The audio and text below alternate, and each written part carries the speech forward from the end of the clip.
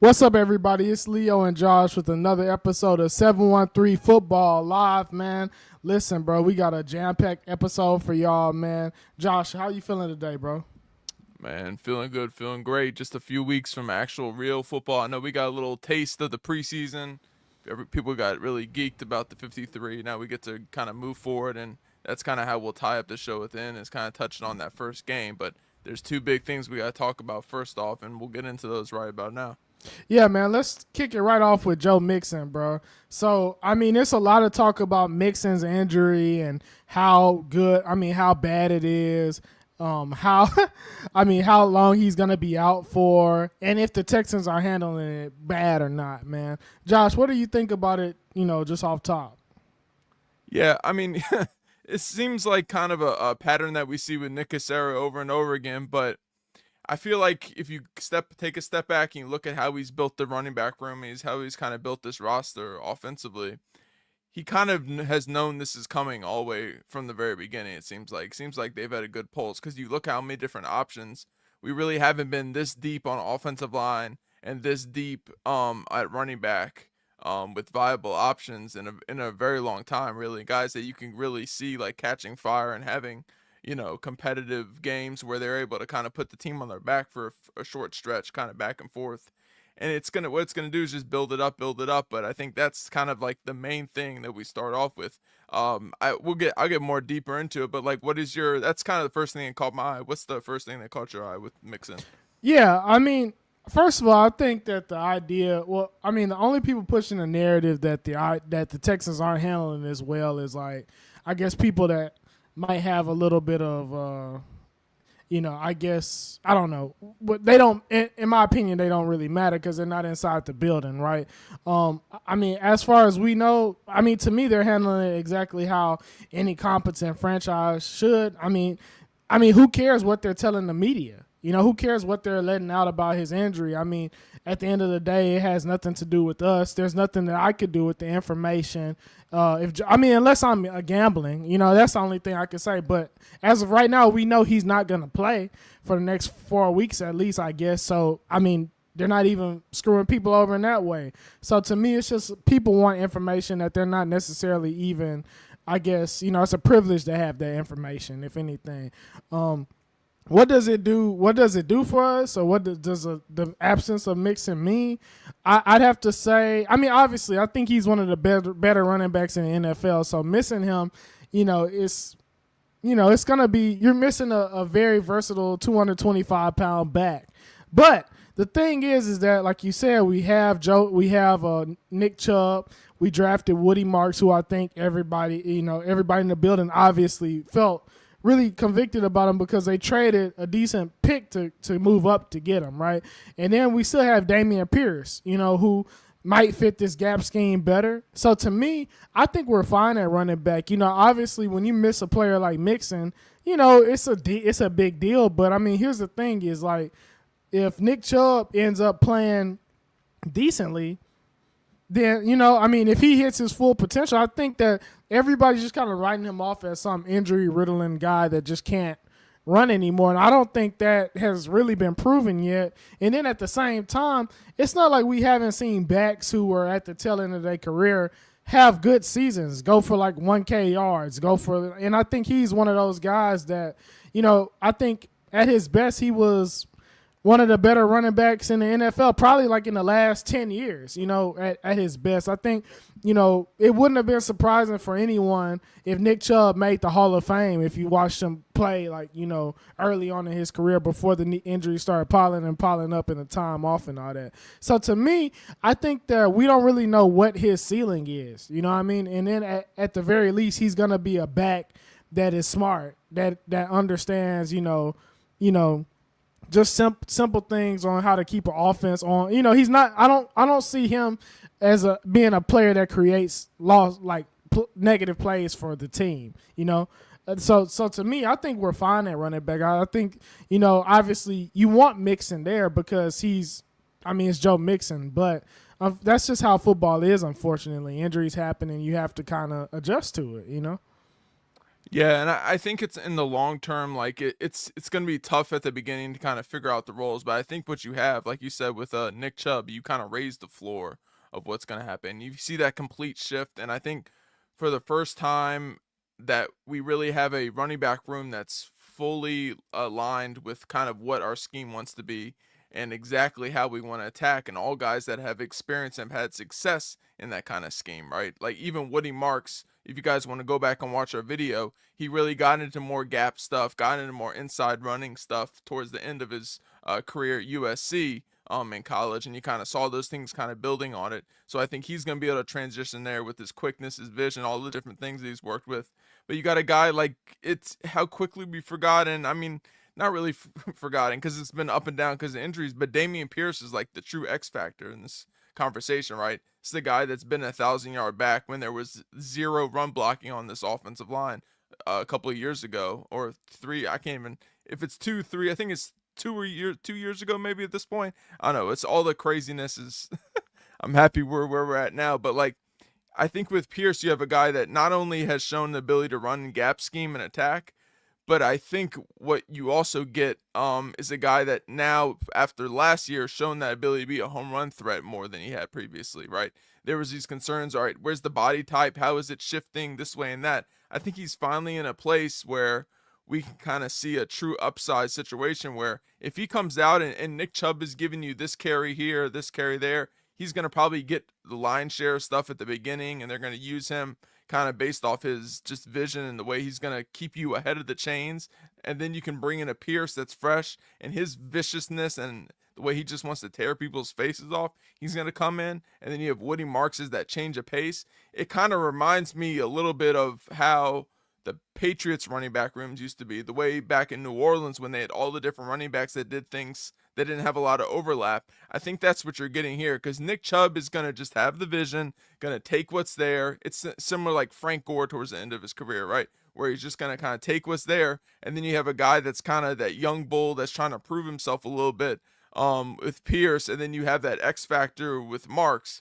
And that's before we even talk about a guy like Dare who we've seen he's similar, I think, to Nick Chubb, to where Nick Chubb is at now in a kind of a weird way, because he's not going to give you these explosive plays, but he's going to be able to pass block. He's going to be able to catch the ball. He's going to be able to do like little things to kind of keep you ahead of the chains. And I think that's why they kind of kept him around specifically, and they gave him so many reps in the run game, is he kind of fits that prototype of what you've seen previously in New England running backs, where they're not super flashy.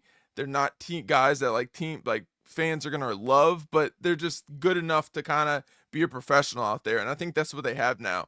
And I think my closing thing, and maybe this is a good transition point to our next topic, but I think what it does, it shines a bright light on kind of what the growth is truly with this offensive line. And can the offensive line now take the baton and say, we don't have a Joe Mixon to kind of bail us out on some situations. We're going to have to be the ones that are kind of set the tempo and move forward and establish the run and kind of build the whole offense off of that.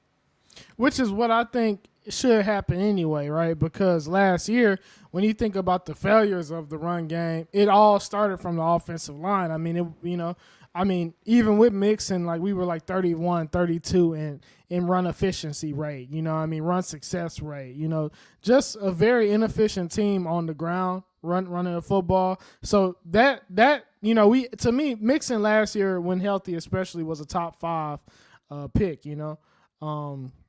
it was a top 5. I said top 5 pick, top 5 running back, right? So when you think about like that you have to talk about the run. You have to talk about run blocking to begin with, and I think that when you talk about all the great running teams from like starting off. Yeah, I mean, running backs do matter, but the offensive line is the most important part of a run game. And I think that this offseason we made a lot of changes, right? The whole offensive line is basically different, right? Especially if the team was healthy, because I don't think Titus was going to start off at right tackle, barring the injuries that had happened, right? So, listen, we got Ursary, who has been really impressive to me the whole offseason, man. I think he's been very physical, and you look at every game he's playing in the preseason. He's been moving guys. He's like resetting the line of scrimmage 3 and 4 yards across from where he starts sometimes, which has been really impressive. That's something we haven't had on the offensive line in probably like 10 plus years since Dwayne Brown, really, and I mean that's just one of the changes. I mean, we got a new center in Andrews from New England Patriots, Lake and Tomlinson, I mean, Drew Scruggs is still there, I guess, but he's gonna play right guard a little bit, and then I guess Titus Howard at right tackle for now. You know what I mean? But as of right now, I don't know who's starting at right guard. Josh, was it Scruggs? I think it's Ingram. I think. Oh, my bad. I don't know how I forgot that. Yeah, right. Yeah, but yeah, so Ingram, yeah, I mean, like from the DNA of that offensive line is completely different from last year. So, man, what are you thinking about, like, the O line heading into this season? Do you feel like do you feel like we're in a bad spot, or like what do you think? What are you thinking, bro? I mean, I think we're in a situation where it's a complete identity shift, and there's no questioning whatsoever. Like full speed ahead. There's no. There's no situation where we're going to second guess what we're kind of doing. It's really kind of played out in a way that we've talked about for the last 2 years, where we kind of have one guy in the offensive line that isn't our plus in the run game in Titus, and everyone else is a plus or better in the run game. So I think it's that full commitment, and it's a understanding of what CJ needs to be great. And I think they fully committed to it. And I think Nick has seen that, D'Amico's seen that, and said, you know what, this is also going to make our defense great, because it's going to keep them off the field and allow us to kind of play ball control a little bit and allow our defense to be even more explosive, which is going to put our offense back in better position. So it's kind of feeding itself a little bit. But I think when you go across, it's like it's the first time we've had, and I think people were kind of getting ahead of themselves a little bit with the Cam Robinson trade, and it may still happen. But I can't remember the last time, and really across the league, where a team has had this much depth at tackle. Like guys that could legitimately go out there and start for you, and you could really be comfortable, which is like really rare for the most part. Because we got Ursary, Titus, assuming those two guys are going to be the starters, and you go that next level, Blake Fisher. I assume that I don't think they put him on any of the injured list, so I'm sure he's back in the next week or two. And then the other side, you got Cam Robinson backing him up. And then you go down to the I'm trying to pull up and then the wild card that we haven't seen yet is Trent Brown. Like, how does he fit into it? He's another big body. Did he get cut? No. So they cut him, but he's on the practice squad. Oh, perfect. Okay, yeah. So he's continuously healing and kind of building up from there, because I mean, it's kind of a great situation to build that up. So you get all these pieces together. And then you look around on the inside, it's the same thing. We're no longer in a situation where we're having to play a Kenyon Green because it's our best option in the run game, the way we did last year, right? The way it was like, that was it. That's what we had to do. We didn't have to, in the middle of the season, try and move a dude over to right guard that's never played right guard before, and Juice Scruggs, right? We're now kind of having a better plan to start with. And I think it's exciting because not only Andrews has come in and been really super solid and has kind of handled his job well. You got a guy behind him, Patterson, that's functional. And then at guard, it's like 3 dudes, really 4 if you count Titus, kind of how you're moving around. But you got 2 dudes that have been on extremely physical, dominating offensive lines, and Laken Tomlinson and Ed Ingram at times, right? They both kind of flashed really high-level run blocking, even in the preseason with Ed Ingram, right? We didn't see a ton of Laken Tomlinson, but what we saw was good. So I think overall, it's just this identity and this excitement where even if we come out and Ursary looks like, you know what, we could, if we took him off the field, if he really struggled for some reason against the Rams and pass pro, guess what? We can pull him out a little bit and then put him back in when he's ready, because we have a guy like Cam Robinson. If Ed Ingram's out there and he just starts spinning back to his inconsistent self, we can pull that guy out and then put someone else in and kind of play it off of matchup to matchup and really build off of kind of how we're growing and kind of developing. And maybe Blake Fisher's a guy that eventually takes over a right tackle by the end of because you saw that growth through preseason. So there's so many great moving pieces, and I can't remember the last time the offensive line has been this depth. Now I know it doesn't have these sexy names and these guys that are like locked in, loaded. It's not those Arian Foster offensive lines where you knew who it was and they knew the scheme and everything. but it's a situation where they're going to really have to elevate everything. And I think the other thing to look at is how it kind of works with the tight ends and how it kind of works with the fullbacks, because you don't have real game changers in the run game in those places other than maybe a Cade Stover at times. But how are those kind of working in concert? And I think that's why you have it's specifically designed that way, because Kaylee is coming from that tight end perspective. It's going to support the offensive line. There's going to be a real kind of handoff and kind of interesting dynamic of how that's going to help those guys, and then in turn help the running backs and help the receivers on the edge and blocking. And then really the only reason we're doing this is how is it going to help CJ Stroud reach his highest peak, because we don't win in the playoffs unless CJ Stroud is able to take that next step. Yeah, right, exactly. And yeah, I think again, man, we look at all these run games around the league, right? And people always they talk about the Lions, hear a lot of talk about the Eagles, right? And all these teams, but I mean, at the end of the day, you don't necessarily need a Lane Johnson to have an efficient run game. You don't necessarily need a Penei Sewell to have an efficient run game, because I mean, we've seen a lot of teams in NFL history that did not have a top 3 Hall of Fame type, all world athleticism linemen, and they still were able to run the football all throughout the history of the game. You know what I mean? So I think, I understand not feeling safe when you're comparing our names, the names on our, the names on, how do I say this? The names on the roster and comparing them. I mean, and here's another thing too. I think it's just kind of a little bit deeper than just, looking at it like that. I think that we can have an efficient run game in the league right now. I think we can have an efficient run game in our division.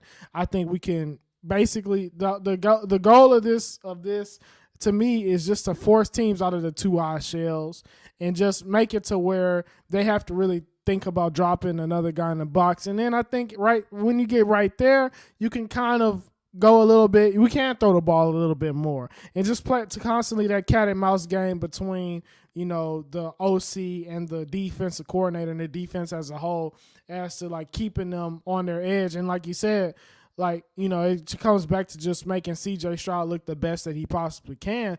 And I think this line will be good for that. You can't even, we look at the Eagles line. There was a crazy stat last year that we saw that the Eagles, basically Jalen Hurts had just as many muddy pockets essentially as CJ did, right? So pass blocking in the NFL, I know this might get some tomatoes thrown at the computer screens, but pass blocking in the NFL level, man, think about this. Think about how hard it is to block Jalen Carter play after play after play after play. And then, Jalen Carter, on the other side of Jalen Carter, there's I'm kind of team hopping here. But you got, Jared, think about how hard it is to game plan for Jared Verse. If the quarterback doesn't really make it a point to get the ball out of his hands, it almost doesn't matter. You could have Jonathan Ogden at left tackle. You know what I'm saying? And it's going to be hard to pass block. So, oh, shit. God damn. That was such a hot take. He's choking himself out. Yeah, man. But nah, bro. So, yeah, man. That's kind of where I'm at. But I do think that teams were able to basically play run defense and pass defense at the same time against us, and you never want that to be the case, right? So I think, we're gonna have very favorable matchups. You know what I'm saying? Especially the first one, which I know we're gonna get into soon. Josh, do you have anything else to say about the O-line? Yeah, it's funny, this whole shift of run first this and run first that. We did all this, right? We brought in all these guys. None of these guys were super high, investment in terms of other than Ursary, and these were all guys we kind of built together in this vision rather than throwing a bunch of first round picks here and first round picks there. But we talk about all that, and then you take a zoom out and you look at what they actually did in terms of their first pick of the draft, and then taking 2 of them in the draft, and then going out and trading for a tight end and all these different pieces. I think the reason they did that facelift is because they see how close they are to creating a receiving unit and a weapon unit around that offensive line and for CJ Stroud, that they want to make damn sure that they don't have any more excuses for CJ not being able to reach his peak, right? Because they have pretty much every tool in the shed, and we'll talk about it in the future. But if you go down the roster, it's something that Nick Saban talked about over and over and over and over again. You want to build a basketball team. Well, they truly have a basketball team at receiver now, and now they can actually take advantage of it. And now you can actually see Nick Haley be able to really get those guys in situations where you saw in the preseason where creating motion to get these open. Like, none of that really matters, and you can't really get to that unless you have that offensive line built in. You have a scheme that's going to force defenses to not be able to just pin their ears back and attack. They're going to have to kind of play halfway. And the second team start playing us halfway and not be able to really commit one way or the other, the game's pretty much over on the outside because of how talented we are at certain positions and the explosiveness we have in young guys like Noel and Kirk and with Nico, running by people and making their heads spin, So I think it's really exciting. It's going to be fun to see the young guys of Woody Marks build with his offensive line, what he looks like, how these running backs, because none of these running backs are massive dudes other than Mixon. So are they going to be able to hide behind the offensive line a little? But I'm fascinated to see how it plays off of each other and kind of what Nick Haley, he showed us a little bit. But I mean, the way these New England guys and these Rams guys are, they don't show you a ton. They just give you a little taste of it, just enough for you to kind of see a little bit and get down the fundamentals for their own execution-wise. But, man, I'm excited to see what that build looks like and what those game plan specific things look like as we get further and further through the season. Shout out to Mellow Mike, man. I don't think I've seen you in a stream recently, man. So if you just found our channel, man, shout out to you, man. Thank you for watching. What's up, David, Mellow, man? Shout out to David. I do not feel we're gonna actually get right into this very soon. Yeah. I do not feel that Matthew Stafford will be at 100% versus us. Our defense needs to keep offenses under 20 points. Shout out to Cytex as well, a long-time listener, or a viewer. As long as we increase O-line or 30% of O-line efficiency, the rest of our new options, QB audibles,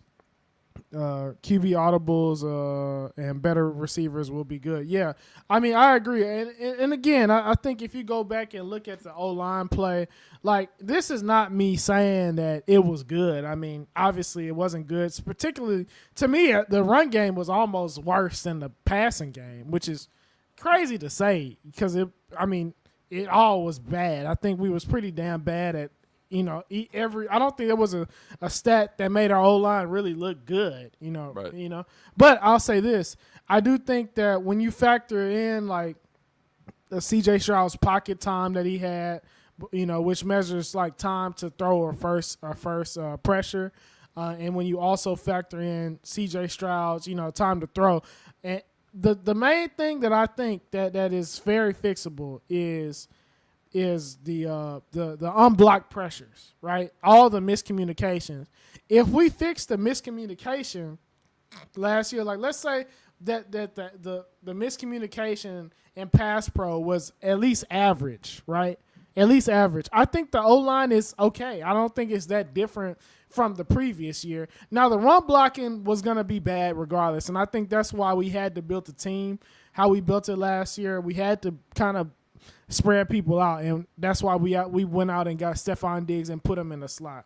But, and I think now, like Josh said, now that we have a more physical run blocking line, we take away those miscommunications, and then I think, we gave C.J. Stroud even more explosive players with Jalen Noel, kind of taking the role of, like, the Tank Dell as, like, the explosive young receiver now. And, I mean, another guy we haven't talked about at all is Jaden Higgins, right? So I think that, man, when you factor all that in, to me, this is the perfectly built team for there to be us to be successful. And I think, man, just getting rid of the miscommunications. But let's go right into the matchup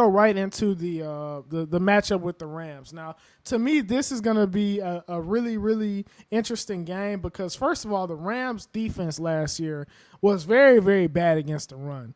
I think they was like bottom 6 in the NFL in yards per attempt. But they just signed Poona Ford, who I think over the past few years has been one of the better defensive tackles against the run in the NFL. Now, from what I understand, they do still – it's kind of like a variant. Are they still running like a variant of the Fangio type defense? Like Josh. Like it's kind of like whatever. I think they definitely play a lot of light boxes. I'd say just looking at the stats and stuff. So it seems like they run a lot of nickel like we do, but they're just not as good at stopping the run. So to me, I think this is a very favorable matchup for us as long as we don't get in obvious passing situations. Because listen, they have a guy on their team, man, that literally got 10 sacks, I think his rookie year as a one technique, right? And Kobe Turner, right? And then they have all these versatile guys. Obviously we already talked about Jared Verse, Braden Fisk, right? Brent, or however you say his name, Fisk, they just Byron Young. They have a lot of pass rushers. So I think this is a game to where if we can run the ball on them, you don't let them really pin their ears back, man. And I think we have a chance to probably win this game. I don't want to say fairly easily, but I think it's definitely a path to victory. Josh, what do you think about it? Yeah, they're one of those teams that's kind of built for speed to kill kind of thing, right? They're a speed first kind of defense where they're just gonna fly by the gaps. They're kind of that 1.5 gap kind of thing. They're not a pure 3-4. They're kind of that hybrid, like you talked about, that kind of Brandon Staley-ish, a little bit kind of that Fangio thing where they have some responsibilities here and here, but they definitely improve with Puna Ford. I think that's one negative going against them week one. They are going to be healthy across the board on defense, so that's going to be a little difficult. But I mean, you saw it with Puna Ford last year, his ability to stop the run, like you talked about. I think when you have and you have to stay away from is you have to be the one that's kind of hitting them first in this game. If we're talking specifically on their defense, right? Like across the board, like Fisk is a guy that can be had in the run game. He plays a little high at times. He's an elite pass rusher and he's a great player, but like there's reason these guys weren't like super like first round, top of the first round picks, right? Everyone has a little bit of kind of weakness to their game. His arms aren't super long, right? So there's ways to get to these guys. And then Byron Young, speed guy, so you can run right at him a little bit. On the other side, I mean, Verse is an absolute monster. There's there's nothing you can say negative about him. But they also then they brought in a guy as kind of their third rusher this year is going to be Josiah Stewart, who's also another undersized guy. So they're kind of betting that you're not going to commit to the run game and not be able to consistently stay connected to them, and they're going to be able to kind of run away from you and kind of penetrate and do this or that. And it's going to be a really good test right away. Like, can we stay with it? Is Kaylee going to get flustered? Is CJ going to get flustered? Like, we talk about these responsibilities that we added, and all this new flexibility and freedom that we're giving CJ. Like, is there too much too fast? Is he going to go in and be like, all right, I have these responsibilities and these options now, but I'm not going to necessarily use them all because I'm going to see the big picture. I'm going to say, you know what? Even though I think I can get to a pass play here, I think the smarter thing for how we're going to perform in the fourth quarter is if I run it here and we attack here and we keep knocking people in their face a little bit. And then we can kind of build and grind and make them kind of, because you look across their defense and their defensive line, like their front guys, their first line guys are really good, but you get into that second level and there's not that depth, right? Across the board, there's not those guys. Like you go across, it's Josiah Stewart's the really only edge that really worries you. Backup D tackles, Ty Hamilton, Tyler Davis. I'm not really sure about those dudes, right? I mean, even I'm looking on their practice squad and everything. I don't see any guys that would be, elevations. Jack, yeah, I mean, I don't know any of these dudes. I'll probably end up eating my words a little bit because one of them will have some like game changing play or something, or like Right. some fat man pick six or some shit, like. But yeah. I mean, across the board, it's really clear what you have to do, and I think it's a great game to come in because, like, after what happened in Green Bay last year, like, we don't want to relive that, where we have to be the ones that, like you talked about, avoid those mental mistakes, avoid all that shit where we're coming in and we're putting them in situations where they get to really play to their strengths. We have a situation where we have the physical advantage across our offensive line size-wise against a team like this. Now, can we play with the correct amount technique? Is Popovich going to level up and be able to focus on these guys and really be able to attack and be the forward-leaning team like you have at Ingram and Laken Tomlinson and a massive dude like Ursary? And then can Titus Howard stay in contact, and how did they match that up? It's going to be really fascinating to see kind of who's going to blink first and who's going to get away from what the other team, who's going to force the other team to do something different from what they really should be doing. Yeah, yeah, exactly. And then again, just going back to what we was talking about, it's not even necessarily about creating these super, super explosive running plays. It's just about getting the defense out of position enough on play action plays in particular, or even just pure drop back passes. Just get them to where they don't really want to play too high. And I think that's going to be and I think if we can at some point in this game, if we could get them to start dropping that safety in the box on first down, I think that'll be a major win for us, because really like last year we didn't see it that much. So if we can get them to really, really show like a stacked box early in the downs at some point during this game, that means that things are going good, and I think that's when we'll see CJ really take off on them. Because here's another thing too, like we have. The last time even last year, I know Diggs was obviously a good player, but at this point, I think we're a little bit more explosive right now than with him right now, especially I think in play action game. We got these bigger receivers who I know Noel is short. I'm considering Noel a big receiver. You know what I'm saying? He's a stocky 205 or whatever pounds. Talk about his strength is unmatched for a guy that size 23 bench reps. I'm sure he had close to a 40-inch vertical, so his legs are there. Yeah, he had a similar combine to Jamar Chase. Yeah, so right. Yeah. From the slot, we're talking about play action shots, man. I think that we will be able to really, really create some very explosive plays, man, if we're able to just get them off balance a little bit. CJ will have a big play action shot at some point. If they don't and they want to let us, keep running the ball on them, that's fine. Just take your little 3-4 yard gains. Maybe at some point they start missing tackles, 10 yards, 15 yards, and then next thing you know, just, maybe the shot comes eventually. But to me, that's what the game is all about on our offense. And I think that if we do that, like CJ will end up having a great year. He'll have a great efficient. I'm going beyond the game. If we're able to do this for the whole year, he'll have a great year. But for this game, if you're able to kind of just do that for him, I think the sky is really the limit. Because at that point, we're talking about a guy that his rookie year led the NFL in like air yards passing, right? Had the highest air yards per attempt. You do that, giving him a lot of play action shots. We force the defense to play single high, cover 3, cover 1.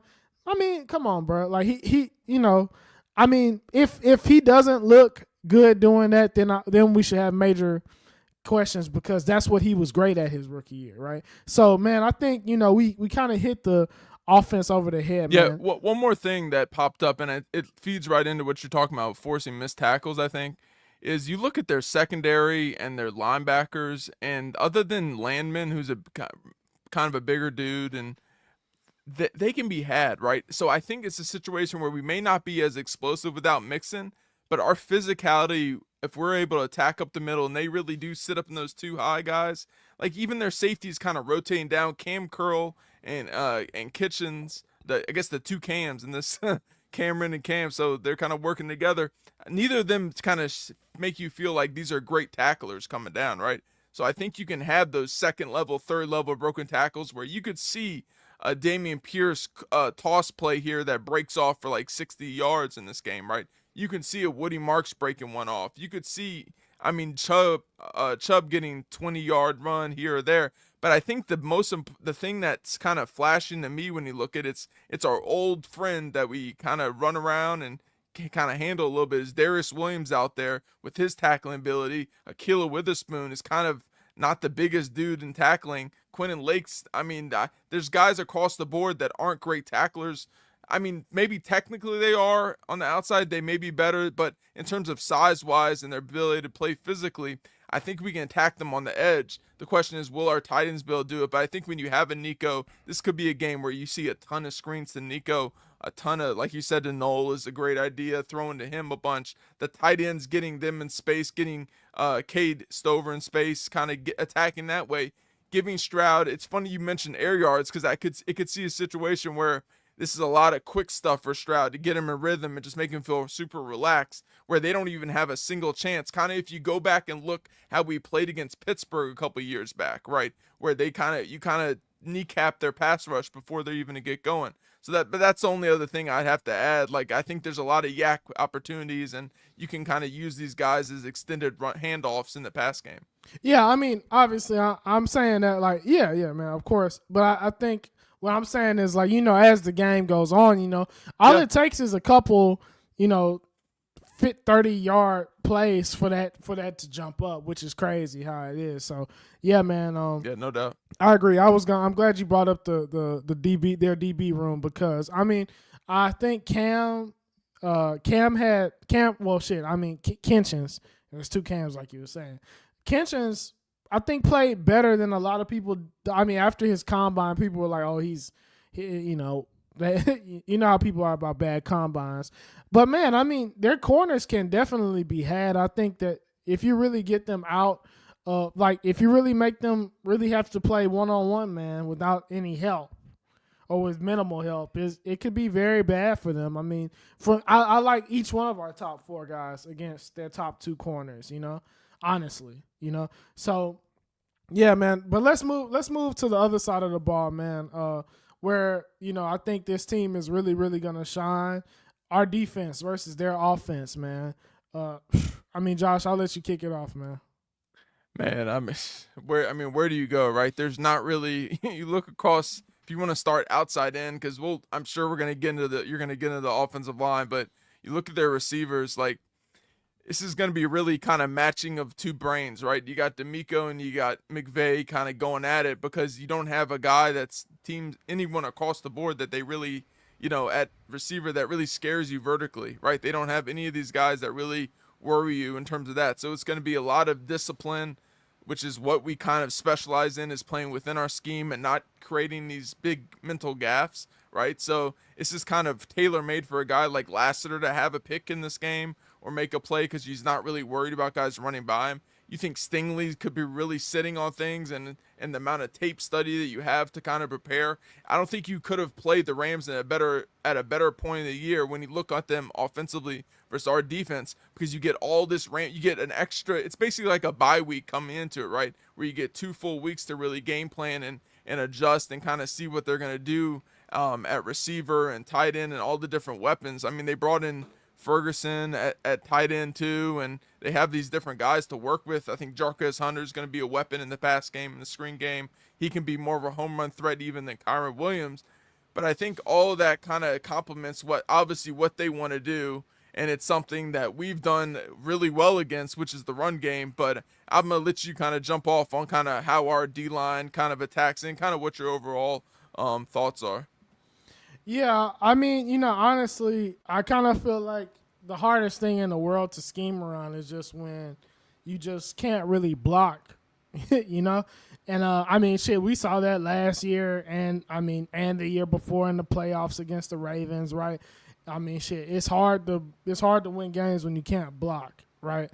And I think that we have a defense to where we're not necessarily going to have to blitz them at all. I think it's with our two edge rushers. I don't really see them really getting stopped at all in this game, honestly.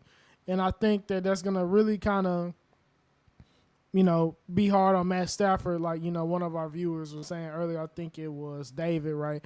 He was saying that Stafford's already hurt. I think he's dealing with a bad back, Obviously, he's a guy that plays through everything, but, I mean, he has a bad back. So I think, man, it's going to be hard for them to win right there. I like, the thing about it, too, is that, although, Devontae Adams is old, but he's still a wily veteran, right? So, I mean, I think that, Sean McVay is a guy that, will move him around, I think, a decent amount, too, to find a matchup that he likes, right?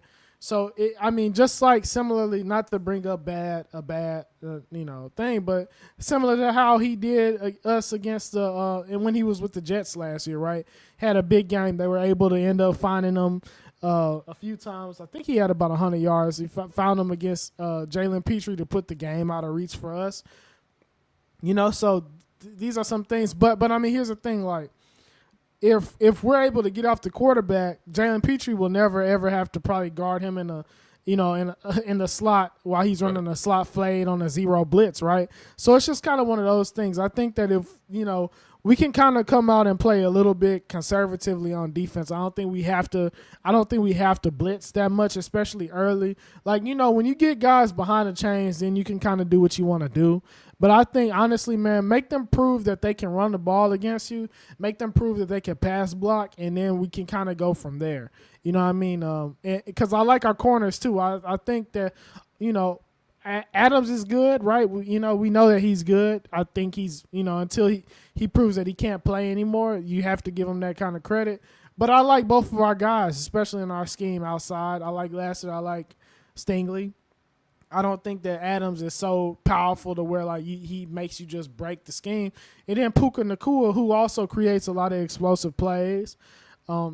Just he basically probably will end up being Cooper Kupp, again, all over again for everyone that plays him, right? So I think it's a great matchup. But I think, if you come out, you stop the run, you force Stafford to get the ball out, and then you talk the same thing we were talking about us, man. You come down, like the defense come downhill and tackle, on the quick passes, right on the screens and stuff. You can kind of suffocate them, but then it just goes back to like what we've been saying is like which defense is going to break first against the run, which defense is going to end up, having the most boneheaded plays and giving up explosives and giving up free points, putting the other teams in the red zone. And I feel like personally, I think ours should hold up. I think our defense will hold up before I think our defense won't break, and I think theirs will first. And that's how I feel just looking at it right now. You know what I mean? Yeah, and I think you're absolutely right. And I think the key to this game in terms of our defense, their offense, it's going to be one in between the numbers, right? It's going to be a slot game. It's going to be our pass rush game, like you said. And can our pass rush get there? Can it attack? Can it get that pressure? And can it allow us to kind of protect the guy like Petrie, that as good as he is in run game, as good as he is at attacking downhill and blitzing and doing a lot of things, like if he starts to get a little exposed, if the linebackers start to have trouble, like it wasn't long ago when we saw that Chiefs game last year, right, in the playoffs, where they didn't have to throw the ball outside at all in order to eventually move the ball on us, right? That's where it's going to come down to, and that's what they have where with Puka and Adams, who are wily vets, and the way McVay's able to implement guys and attack. I'm really excited to see, this is going to be a first big, I mean, obviously it's the first because it's week 1, but it's going to be a true test in terms of like, all right, they know exactly what we're going to do. We know exactly what they're going to do in terms of there's no real mystery with what the schemes look like. There's not a big shift of how teams and guys are going to be used, right, in terms of the run game versus our run defense. Can we continue that excellence that we've had the last few years? Can we come out and say, if they don't have the talent in the run game, they should not be able to run the ball on us consistently. We should be able to stop them. And with that, can we also play it where they're not able to take advantage of our hook defender? Can Christian Harris get out there to help? Can EJ Speed get out there to help?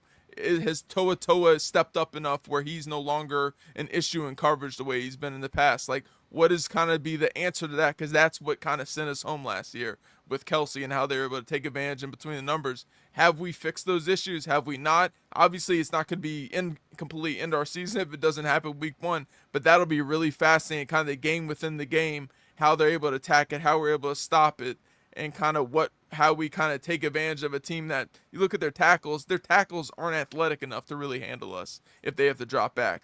It's just not there, right? I saw it in the Rams had a joint practice against the Saints where Chase Young had a sack in 3 straight plays in a row against them, right? Like there's like guys were just kind of teeing off at times, and they can be had if they can't run the ball. So I'm really excited to see as like the first big test, the middle of our defense.